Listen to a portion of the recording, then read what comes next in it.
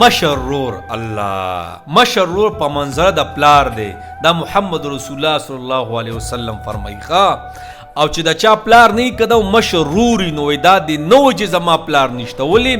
مشرور زنده باد. عموما مشرور په میراث کې او په محبت کې دا ډېر پاتې کیږي ولی مور او پلار عموما د کشرانو سره مینه محبت کوي په نسبت د مشرانو. دا زموږ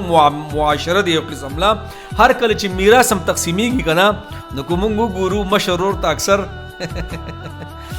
جناب خوشی کوټي او یا برګي ورته میلاو شي ولی مور او پلار عموما کشرانو ته زور کوي. نیاز ساتي زه هغه کشرانو ته ویما کو تاسو چرته د خپل مشر قدر نه کوئ نو یاد ساتي گویا دا داسې ده چې تاسو خپل پلار ته سپک ګورئ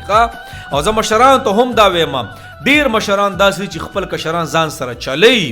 روانه او بیا ډیر مشران داسې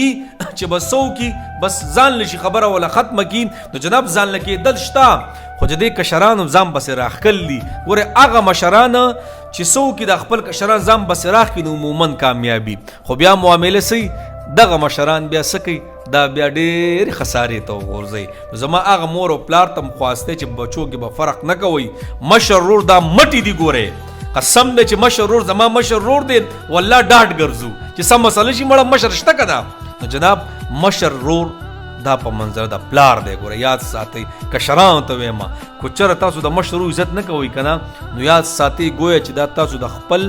والد سے بی مخی کوي یاد ساتي ګوره ښا بعض کشران مشرانو ته وردانګي نو یاد ساتي ګوره دا ډیر بد کوي ډیر بد او هغه مشرانو ته هم زه خواست کوم